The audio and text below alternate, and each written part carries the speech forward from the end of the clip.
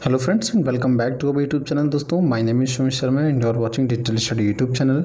Discuss करेंगे कुछ math के इंपॉर्टेंट क्वेश्चन जो कि आपका यूपी बीएड एंट्रेंस एग्जाम 2020 आज के एग्जाम्स में पूछे गए हैं 9 अगस्त के।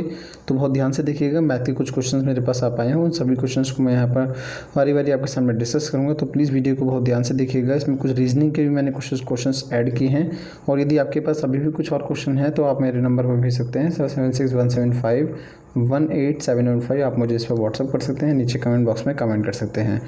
पीडीएफ के लिए आप हमारा टेलीग्राम चैनल ज्वाइन कीजिए। टेलीग्राम पर आपको सारे पीडीएफ एक साथ मिल जाएंगे। यदि आप चैनल पर नए हैं तो प्लीज़ चैनल को सब्सक्राइब करके बेल आइकन प्रेस कर दीजिए।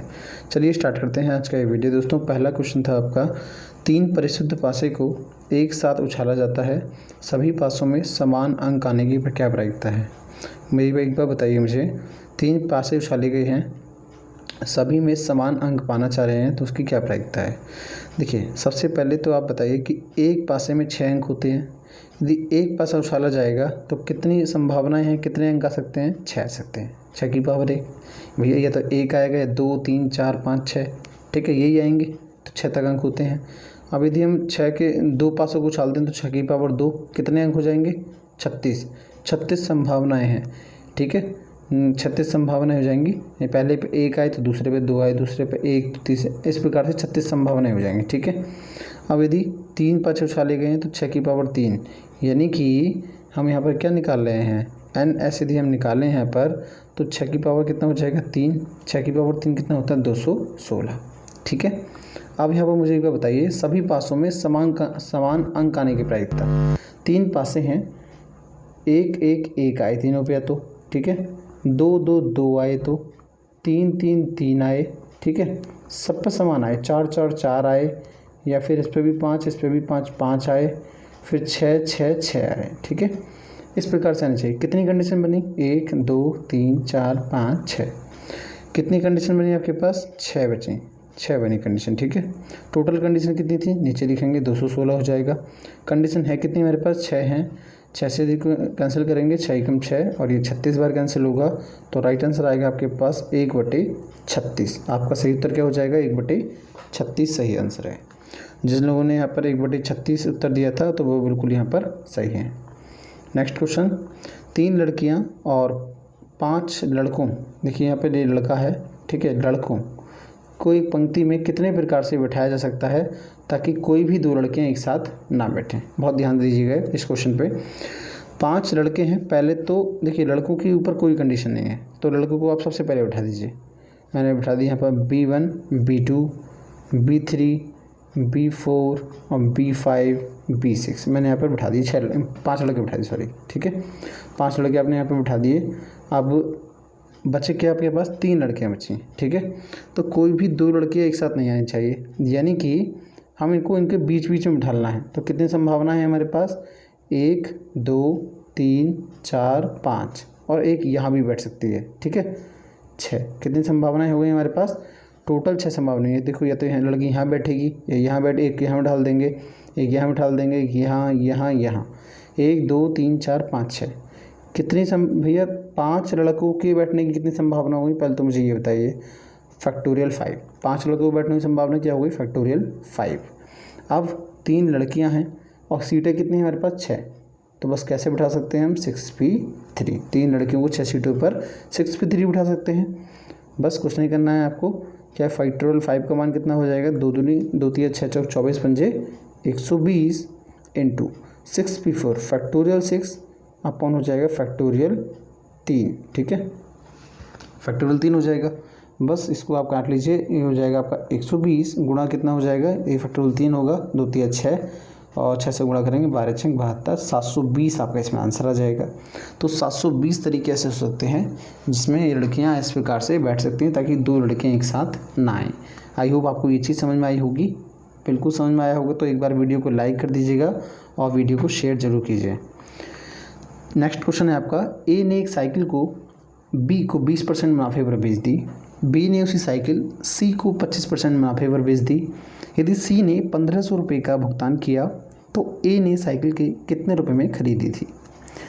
मुझे मान लीजिए कि ए ने साइकिल जो है वो 100 रुपये में खरीदी थी, बी को जब उसने बेची तो कितने की बेची, 120 रुपये की, और क्योंकि 20% का प्रॉफिट लिया उसने, और बी ने जब सी को बेची तो उसने कितने रुपये बेची होगी भैया, एक 4 से डिवाइड कीजिए आप इसको, तो 30 यानी 30 रुपये फ़ायदे लेकर, तो यानी कि इसने 150 रुपये की बेची होगी। ठीक है, मेरी बात आपको समझ में आ रही है। बी ने जब सी को बेची होगी, ए ने बी को बेची 120 की, बी ने 25% मुनाफा लिया 120 पे, आपने 120 रुपये पर 150 रुपये की उसने सी को बेच दी। भैया सी ने कितने रुपये भुगतान करे, 1500, यानी कि सी हमारे हिसाब से 150 करने चाहिए, करे कितने इसने 1500, यानी कि हमारा एक अनुपात इनके 10 के बराबर है। ठीक है, हमारा एक इनके 10 के बराबर है।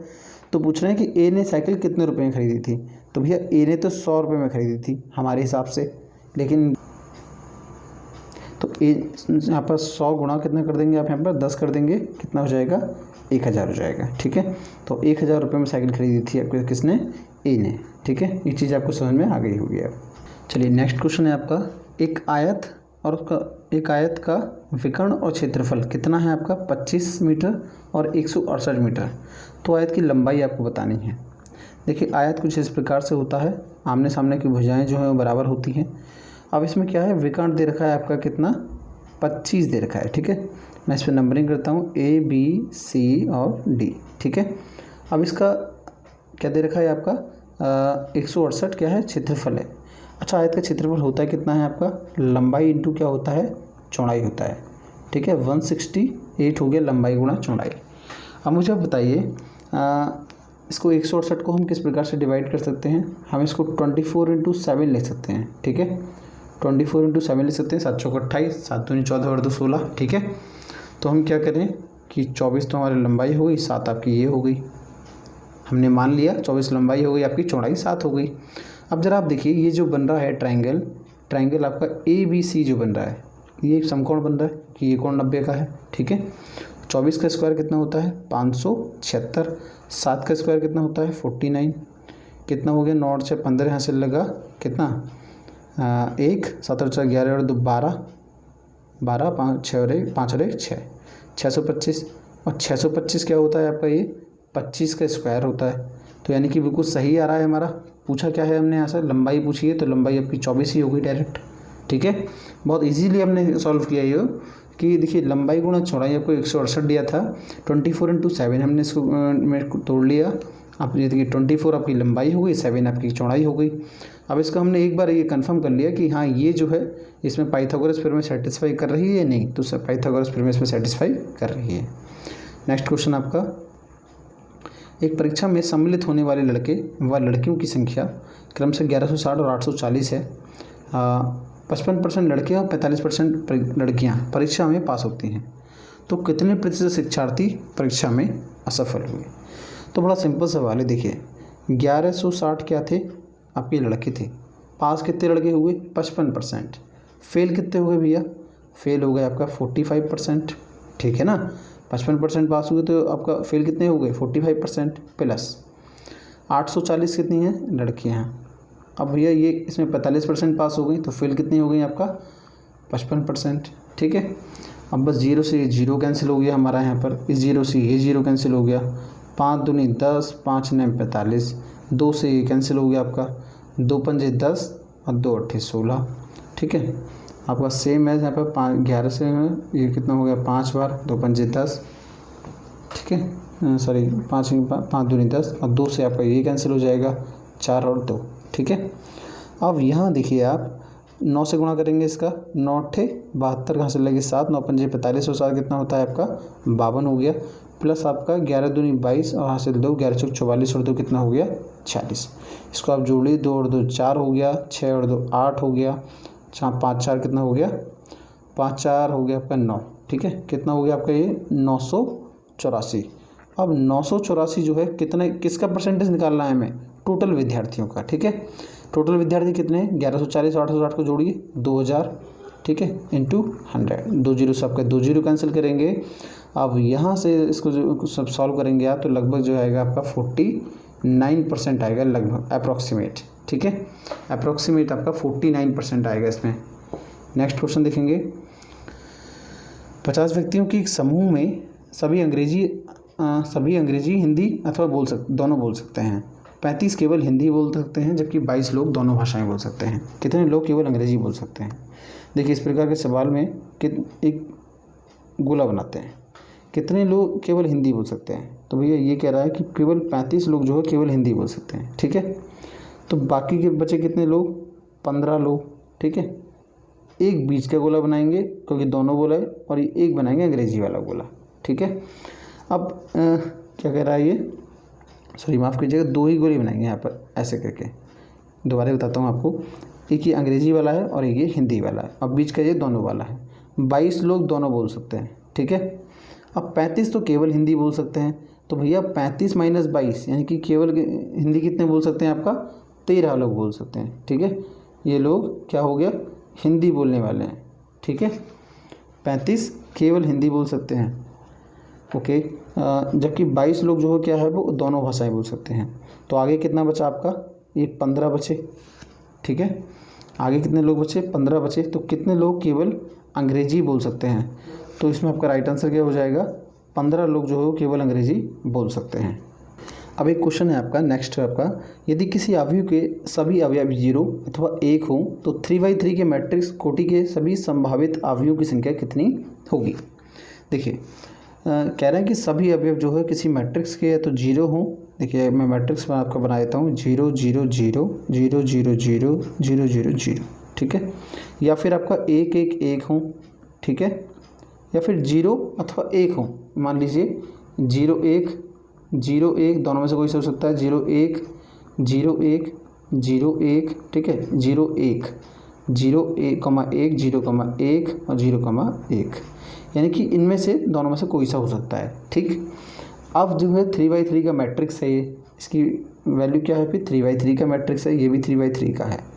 पूछ रहा है कितने ऐसे संभावित अवयव हैं जो 3/3 के मैट्रिक्स हो सकते हैं और जिनमें 0 और 1 अवयव हों केवल, ठीक है। तो मुझे एक बार बताइए, अवयव कितने दे रखे हैं? 2, ठीक है। वैल्यू कितनी है आपकी? 3/3 यानी 3 3 9, तो बस सिंपल से 2 की पावर 9 हो जाएगा। और 2 की पावर 9 की वैल्यू कितनी होती है आपका? 1064 का डिवाइड करेंगे 2 से, 512, 512 आपका राइट आंसर इसमें आ जाएगा। तो 512 ऐसे अवयव होंगे जिनमें 3/3 के मैट्रिक्स बनने संभव हैं, जिनमें 0 और 1 वैल्यू हो सकती है, ठीक है। 512 ऐसे अवयव हो सकते हैं। नेक्स्ट क्वेश्चन है आपका, बहुत अच्छा क्वेश्चन था। समीकरण f/z g(z)x + h(x)y में किसका प्रतिनिधित्व करता है? ऑप्शन दिया थे आपके बेलन का, गोले का, वृत्त का, ठीक है, और आपका एक शांकप का दिया था। तो ये आपका शांकप का प्रतिनिधित्व करता है, शांकप परिच्छेद का। नेक्स्ट क्वेश्चन, साइन इनवर्स 1/√2 की वैल्यू पूछी थी आपका, यहाँ पर थीटा की वैल्यू पूछी थी आपसे, ठीक है। तो बड़ा आसान से सॉल्व करेंगे साइन इनवर्स। साइन 1/√2 को हम क्या लिख सकते हैं? साइन 45 लिख सकते हैं हम। साइन 45 का मान होता है ना इतना, ये आपका 1/√2। हमें पता है साइन इनवर्स साइन किसके बराबर होता है? 1 के बराबर होता है। तो वैल्यू क्या आ गई आपकी यहाँ पर? 45 आ गई, 45 डिग्री। अब 45 डिग्री को हम क्या लिख सकते हैं? आपका पाई में यदि लिखना है तो 45 को हम लिख सकते हैं π/4। सेम है, ऐसा ही क्वेश्चन था और π/4 ही इसमें जो है पूछा था, मतलब इस टाइप का पाई की वैल्यू में दे रखा था, ठीक है। नेक्स्ट क्वेश्चन आपका, x + 2y⁹ के विस्तार में x⁶ × y⁶ का गुणांक क्या होगा? आप लोग जानते होंगे इस फॉर्मूला आपका, x + a⁴n में tr+1 वैल्यू कितना होता है आपका? NCR इंटू क्या होता है? x⁻n - r into a⁻r। बस यहाँ पर ये देख लीजिए, ये x⁻6 इंटू y⁻3। मान लिया हमने इसका k जो है क्या है? गुणांक है, ठीक है। k कोई गुणांक है, तो हम यहाँ देखिए ये कितना है? 9 है, तो n की जगह 9 हो गया, ठीक है। CR लगाया हमने। अब r मान लीजिए, हमें r पता नहीं है अभी, ठीक है, r नहीं बताया हमें। अब देखिए इधर x है, ये भी x है आपका पहला वाला, ठीक है। तो x⁻6, ये क्या 9 में से क्या घटाएं? क्या 6 आ जाना चाहिए? देखिए 9 है नहीं, यानी कि x⁻9 माइनस क्या घटाएं यहाँ से? ये 6 आ जाना चाहिए। तो मैं कहूँगा कि 3 घटा दीजिए, ठीक है। आपको यदि 3 घटा देंगे तो ये r की वैल्यू क्या आ गई? 3 आ गई। अब y⁻3 मतलब देखिए 2y है, y की जगह यहाँ पर कितना है? 2y है, तो 2y की पावर r दिखा है, r में यानी कि 3 होना चाहिए, क्योंकि देखिए y⁻3 है इधर, तो इधर भी 3 कर दिया हमने। वैल्यू क्या बन गई आपकी इधर से, ये देखिए ज़रा 963 एक्स की पावर ये तो क्यूब हो गया, ये आपका वाई के क्यूब हो गया, ठीक है। तो ये 9C3 एक्स का पावर 6 और वाई की पावर क्यूब, 2 की पावर क्यूब इंटू 8 हो गया। वाई क्यूब से वाई क्यूब कैंसिल, एक्स की पावर 6 से एक्स की पावर 6 कैंसिल, के बराबर क्या बचा 9C3 इंटू 8। बस इसको सॉल्व कर लेते हैं। के बराबर बचा आपका 9, के बराबर 9C3 इंटू क्या हो गया 8 हो गया। बस फैक्टोरियल 9 और यहाँ पर दूसरे से सॉल्व कर लेते हैं। फैक्टोरियल 9 आपका फैक्टोरियल 3 फैक्टोरियल 6 हो गया इंटू 8 हो गया। 6 से इसको काट लेंगे, आपका कितना बचेगा 7 गुणा 8 गुणा 9 और बचेगा नीचे 6 गुणा कितना हो गया 8। तो बस 3 दूनी 6, 3 तिया 9, 2 चौक 8 हो गया, ठीक। 4 तिया 12, 7 अट्ठे 56, तो 12 गुणा कितना हो गया 56 हो गया। 12 छंग 72 का 2 हासिल 7, 12 पंजे 60 और 7 कितना हो गया 67, यानी कि 672। तो ये आपका आईआईटी जिन लोगों ने कोचिंग किया होगा कभी या फिर किसी बड़े इंस्टीट्यूट से कोचिंग लिया होगा तो उसमें यहाँ पर ऐसे क्वेश्चन सॉल्व कराते हैं शॉर्ट ट्रिक मेथड से। उसमें केवल डायरेक्ट ये मान लेते हैं कि इसके गुणांक ये होगा, फार्मूला अपने हिसाब से रखते हैं माइंड से और वो एकदम आपको आंसर निकल जाता है। तो बस गुणांक पूछा था तो 672 इसका गुणांक होगा, ठीक है। राइट आंसर आपका 672 होगा। आप कुछ रीजनिंग के क्वेश्चन देख लेते हैं। रीजनिंग के क्वेश्चन भी हमारे पास आए थे। रीजनिंग के क्वेश्चन आपके कुछ इस प्रकार से हैं।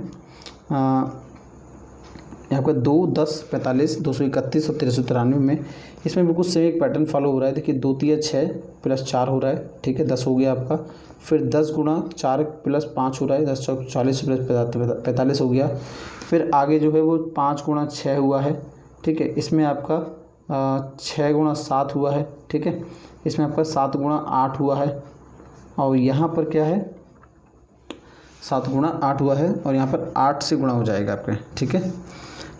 8 से गुणा हो जाएगा यहाँ पर, सॉरी यहाँ पर 7 गुणा 8 हो जाएगा। तो बस यहाँ पर 1393 इंटू 7 प्लस 8 कर दीजिए। यहाँ पर 7 या 21, 7 ने 63 और 2 कितना हो गया 65, 6 63 91 और 6 63 91 और 6 कितना हो गया 97 प्लस कितना हो गया 8। आपका राइट आंसर आ गया 57 58, ठीक है। 57 59, सॉरी 57 59 राइट आंसर हो गया। नेक्स्ट क्वेश्चन आपका और फाइंड आउट करना था आपके इसमें 27 54 81 31 और 93। देखिए इसमें आप देखिए केवल जो 31 है वो 31 जो है वो आपका ओनली प्राइम नंबर है, यानी कि वो अभाज्य संख्या है, ठीक है, प्राइम नंबर है। बाकी सारे जो हैं वो अलग अलग तरीके से दे रखे हैं, मतलब उनके सभी के फैक्टर होने पाने संभव है। देखिए इसका 3 गुणा 3 3 3 9 3 हो जाएगा, इसका और भी फैक्टर हो जाएंगे। तो आपका ओनली 31 होगा इसमें और, ठीक है, 31 प्राइम नंबर है यानी अभाज्य संख्या है। विषम छांटिए एक सब क्वेश्चन था आपका, किसान कुम्हार बढ़ई मिस्त्री। तो देखिए जो मिस्त्री है बढ़ई है कुम्हार है, ये सब क्या करते हैं बनाने का काम करते हैं। किसान क्या है खेती करता है, यानी कि वो अनाज उगाने का काम करता है। राइट आंसर क्या हो जाएगा ऑप्शन नंबर ए सही हो जाएगा किसान, ठीक है। नेक्स्ट क्वेश्चन था आपका ए को माइनस लिखा जाए, बी को डिवाइड, सी को प्लस और डी को मल्टीप्लाई। तो इसको डिकोड करना था आपको, तो बस सिंपल सा है 30, बी की जगह डिवाइड यानी कि 5, ए की जगह क्या है माइनस यानी कि 22, सी की जगह प्लस है 40 और डी की जगह कितना है मल्टीप्लाई, ठीक है। कितना हो गया ये आपका 400 हो गया, ये कितना हो गया 6 5 30 माइनस का 22 हो गया। 406 माइनस 22 कितना हो गया, तो यहीं से घटा लेते हैं। 6 माइनस 22 कितना हो जाएगा आपका 16 हो जाएगा, ठीक है, -16। तो बस 400 में से आपको -16 कर दीजिए, कितना हो जाएगा ये 384 आपका राइट आंसर में आ जाएगा, ठीक है। नेक्स्ट क्वेश्चन आपका ए और बी की वर्तमान आयु कितनी है आपका 7:3 है, ठीक है भैया। उनकी आयु 6 साल बाद जो है 5:3 हो जाती है, कितने बाद 6 साल बाद। तो ये शॉर्ट मेथड से करेंगे, थोड़ा सा क्रॉस मल्टीप्लाई करते हैं सबकी, ठीक है। 7 तिया 21 माइनस 5 तिया 15, ठीक, 5 छंग 30 माइनस 6 तिया 18। अब देखिए ज़रा 21 माइनस 15 कितना होता है 6 और 30 माइनस 18 कितना होता है 12, यानी कि 6 12 हो गया, 6 दूनी 12। एक अनुपात कितने के बराबर हो गया 2 के बराबर है। एक अनुपात जो है वो 2 वैल्यू के बराबर है। तो क्या पूछा है उनकी वर्तमान आयु का अंतर क्या है। वर्तमान आयु तो 7:3 है, अंतर देख लीजिए 7 - 3 कितना हो जाएगा 4 हो जाएगा, 4 अनुपात में। तो भैया 4 अनुपात कितनी वैल्यू हो जाएगी 4 गुणा 2, ठीक है, 8 वर्ष के उनका अंतर है, ठीक। नेक्स्ट क्वेश्चन आपका प्रयागराज 28 लिखा जाए, वाराणसी 25, देन लखनऊ को कैसे लिखा जाए।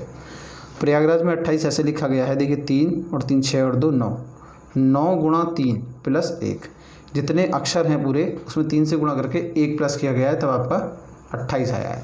सेम वाराणसी में हुआ है, वाराणसी में 4 और 4 8 होते हैं, 8 गुणा 3 प्लस 1 किया है, 8 3 24 और 1 25 लिखा है। लखनऊ में कितने अक्षर हैं, 7 अक्षर हैं, तो बस 3 से गुणा करके 1 करेंगे, 7 3 21 प्लस 1 कितना हो जाएगा, 22 आपका इसमें राइट आंसर आ जाएगा। नेक्स्ट क्वेश्चन है आपका 5:30 और 6 बजे के बीच सुइयाँ, घड़ी की सुइयाँ जो हैं वो समकोण कब बनाएंगे, यानी कि 90 अंश जो है कोण कब होगा। तो देखिए मैंने इसको सॉल्व किया है, 5:30 और 6 बजे के बीच में घड़ी की सुइयाँ बनाएंगी 5:43 7/11 सेकेंड, ठीक है, 5:43 7/11 सेकेंड पर जो है ये बनाएंगी घड़ी की सुइयाँ आपका 90 अंश का कोण, ठीक है। एक क्वेश्चन था आपका तोते का उड़ने से संबंध है, तो रेंगने का संबंध किससे है, तो मगरमच्छ का रेंगने से संबंध है, ऑप्शन नंबर बी सही हो जाएगा। वैसे मैंने इसके लिए अलग से वीडियो बनाई है, वो भी आप देख लेना, लिंक डिस्क्रिप्शन में आपको दे दूंगा। तो ये सर आपका मैथ और रीजनिंग का क्वेश्चन हुआ। आई होप आपको ये वीडियो पसंद आएगा, तो प्लीज़ वीडियो को आप लाइक कीजिएगा और वीडियो को प्लीज़ शेयर जरूर करें आप सभी लोग, और चैनल को सब्सक्राइब कर लीजिए। यदि आप लोग नए हैं तो प्लीज़